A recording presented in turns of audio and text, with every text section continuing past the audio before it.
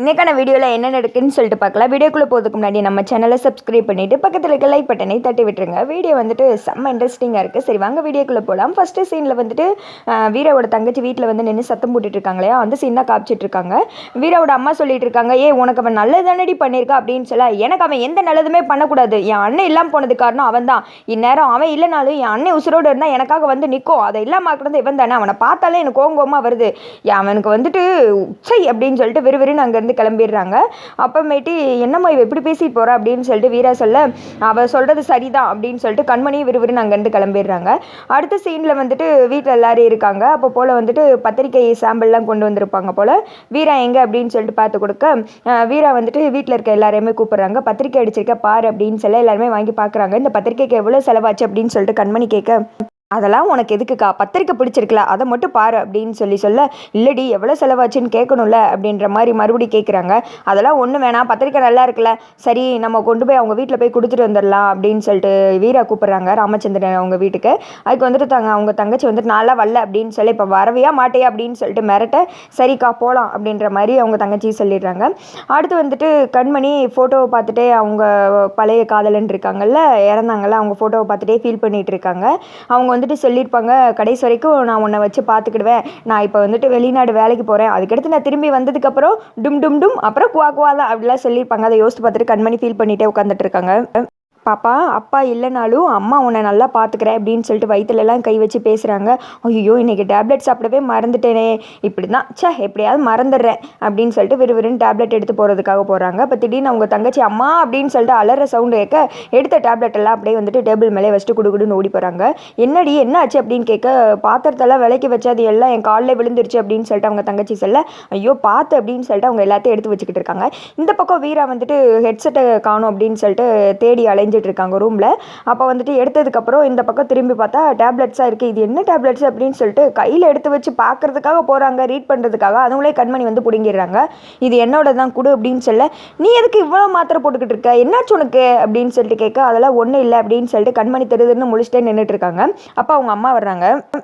என்னாச்சு இங்கே என்ன பண்ணுறீங்க அப்படின்னு கேட்க, இங்கே பாருமா கண்மணி ஆண்டா இவ்வளோ மாத்திரை இருக்குது, ஆனால் எதுக்குன்னு கேட்டால் சொல்ல மாட்டேறா அப்படின்னு சொல்ல, என்னடி ஓ மறந்துட்டியா வீரா, அன்னைக்கு கூட மயக்கம் மட்டும் விழுந்துட்டா மாப்பிள்ளை ஹாஸ்பிட்டல் கூட்டு போகிறாங்கன்னு சொன்னார்ல, அதுக்கு வந்துட்டு சத்து மாத்திரை ஏதாவது எழுதி கொடுத்துருப்பாங்க அப்படின்னு சொல்ல, கண்மணி எதாவது சாக்கணும், ஆமாம் ஆமாம் அப்படின்னு சொல்லிடுறேன். சரி சரி நீ நல்லா சாப்பிடுவோட பார்த்துக்கொண்டக்கா அப்படின்னு சொல்லிட்டு வீரா அவங்க அம்மா எல்லாம் அங்கேருந்து கிளம்பிடுறாங்க. அப்போ அட தப்பிச்சோம் அப்படின்னு சொல்லிட்டு கண்மணி அமைதியாக நின்றுட்டு இருக்காங்க. அடுத்த சீனில் ராமச்சந்திரன் அவங்க வீட்டில் தான் காமிச்சிட்டு இருக்காங்க. அவங்க வீட்டிலேயே பத்திரிக்கை ஆர்டர் கொடுத்துருப்பாங்கல்ல, அவங்க வந்து கொடுக்க வள்ளி தான் வாங்கி வைக்கிறாங்க. பத்திரிக்கையெல்லாம் வந்துட்டு பார்க்குறதுக்காக அவங்க அண்ணனை வந்துட்டு கூப்பிட்றாங்க.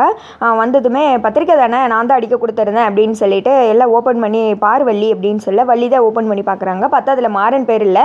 அண்ணா எல்லாம் சரியாக இருக்கா, நீ ஒரு தடவை பாரு அப்படின்னு சொல்ல ராமச்சந்திரன் பார்க்குறாரா, எல்லாம் சூப்பராக தான் இருக்குது அப்படின்னு சொல்ல, என்ன நினச்சின்னு இருக்கு நீ, நம்ம மாறன் பேர் இல்லை, நீ பாட்டுக்கு எல்லாம் சரியாக தான் இருக்குன்னு சொல்லிட்டு இருக்க அப்படின்னு சொல்ல, அதெல்லாம் வந்துட்டு எல்லாம் சரியாக தான் இருக்குது அப்படின்னு சொல்ல, அந்த இடத்துக்கு வந்துட்டு ராகவன் அவங்க தம்பி எல்லாருமே வந்துடுறாங்க. என்னாச்சு எது கத்திட்டு இருக்கீங்க அப்படின்னு கேட்க, இங்கே பாருடா மாறன் பேரே இல்லை, இவர் பாட்டுக்கு வந்துட்டு எல்லாம் சரியாக தான் இருக்குன்னு சொல்லிட்டு இருக்காரு, பிரிண்டிங்கில் தான் ஏதாவது மிஸ்டேக்காக இருக்கும் அப்படின்னு சொல்ல, ராகவனு பார்த்துட்டு ஆமாம்மா பிரிண்டிங் மிஸ்டேக்காக தான் இருக்கும், நான் தான் எல்லாரும் பேரும் எழுதி கொடுத்தேன் அப்படின்னு சொல்லிட்டு கேட்கறதுக்காக போ அப்படின்னு சொல்லிட்டு வள்ளி அமுச்சு விட, ராகவனு கிளம்ப போகிற சமயத்தில் ஒரு நிமிஷம் நில்டா அதெல்லாம் சரியாக தான் இருக்குது அப்படின்னு சொல்லிட்டு ராமச்சந்திரன் சொல்கிறாரு. அண்ணே நீ பண்ணுறது சரியே கிடையாது அப்படின்னு சொல்லிட்டு வள்ளி சத்தம் போட்டுட்டு இருக்காங்க.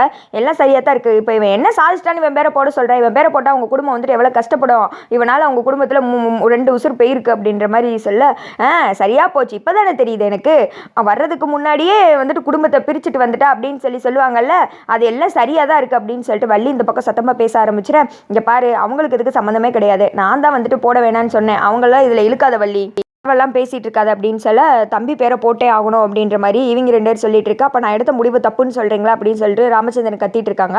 அந்த சமயத்தில் வீராவும் அவங்க தங்கச்சி வராங்க. வாங்கம்மா வாங்க அப்படின்னு சொல்லிட்டு உள்ளே கூப்பிட்டு உட்கார வைக்கிறாங்க. வள்ளி பிள்ளைங்களுக்கு டீ போட்டு எடுத்துட்டு அப்படின்னு சொல்ல வள்ளி மூஞ்சியை திருப்பிக்கிறாங்க. அதெல்லாம் ஒன்றும் வேணாங்க, நான் வீட்டிலே குடிச்சிட்டு தான் வந்தேன் அப்படின்னு சொல்லிட்டு பத்திரிக்கை அடிச்சு வந்தாங்க பாருங்க அப்படின்னு சொல்லிட்டு கொடுக்க, அதில் வந்துட்டு மாறன் பேர் இருக்குது, என்னம்மா இவன் பேரை போட்டிருக்கு அப்படின்னு சொல்ல, என்னதான் இருந்தாலும் அவரும் உங்கள் பிள்ளை தானே, உங்கள் குடும்பத்தில் ஒருத்தங்களை கல்யாணத்துக்கு முன்னாடியே நாங்கள் பிரிச்சதாக வந்துடக்கூடாதுல அப்படின்னு சொல்லிட்டு வீரா வந்துட்டு வெறும் அங்கேருந்து கிளம்பிடுறாங்க. கொடுக்குறாங்க. அதை பார்த்தது வள்ளி கொஞ்சம் சந்தோஷப்படுறாங்க. பாத்தியா வீரா பக்கத்தில் யாருமே போக முடியாது, அவள் அவ்வளோ நல்ல பொண்ணு, நான் கூட இவன் பேரை போட வேணான்னு சொல்லிட்டு நினச்சேன், ஆனால் அவங்களும் அதை பற்றி நினச்சி பார்க்கல அப்படின்னு சொல்லிட்டு விறுவிறுன்னு அங்கேருந்து கிளம்பிடுறாங்க. சரி நீ போய் எல்லா பத்திரிக்கையிலையும் மாறன் பேரை போட்டு போடா அப்படின்னு சொல்லிட்டு வள்ளி ராகவன் அனுப்பிச்சு வைக்கிறாங்க. என்னத்தை பெரிய ஒரு பிரச்சனையை உண்டு பண்ணிட்டே அப்படின்னு சொல்லி, எப்படின்னா உன் பேரை வர வச்சிட்டல்லடா, அந்த அத்தை இருக்கிறதுக்கு நீ கவலைப்படக்கூடாது அப்படின்னு சொல்ல, என்ன பண்ணியிருப்ப, இதுதான் சாக்குன்னு கல்யாணத்தை நிறுத்திருப்ப, அதை பற்றி தெரியாத அத்தை அப்படின்னு சொல்ல, டே அறிவிட்டனே போடா அப்படின்னு சொல்லிட்டு வள்ளி அனுப்பிச்சு வைக்கிறாங்க. மாறன் உன் நல்ல மனசுக்கு நீ எப்பவும் நல்லா இருக்கணும்டா அப்படின்ற மாதிரி மனசில் நினச்சிக்கிறாங்க. அடுத்த சீனில் ராகவன் வந்துட்டு மேலே இருக்காங்க. இருந்தாலும் அப்பா பண்ணது தப்பு அப்படின்னு சொல்ல, சரி விட்ற அப்படின்னு பேசிகிட்டு இருக்க, திடீர்னு ராகவன் ஃபோன் வருது. என்னடான்னு பார்த்தா ராகவன் கல்யாணம் பண்ணிக்க போகிற ஒரு பொண்ணு இருந்தாங்கல்ல பிரீத்தி, அந்த பொண்ணு வந்துட்டு விஷத்தை குடிச்சிட்டாங்க, ட்ரீட்மெண்ட் எடுத்துக்க மாட்டேன்னு சொல்லிட்டு அடம் பிடிக்கிறாங்க, நீங்கள் வந்தால் தான் ட்ரீட்மெண்ட் எடுத்துப்பாங்களா அப்படின்னு சொல்ல, நான் இதை வரேன் அப்படின்னு சொல்லிட்டு ராகவன் ஃபோனை கட் பண்ணிவிட்டு மாறன் கிட்ட எல்லாத்தையும் சொல்கிறாங்க. ஐயோ அப்படின்னு சொல்லிட்டு இவங்களும் ஷாக் ஆகி ஹாஸ்பிட்டலுக்கு போய்கிட்டு இருக்காங்க. அதோட பார்த்தீங்கன்னா இந்த வீடியோ வந்துட்டு முடிஞ்சிருது.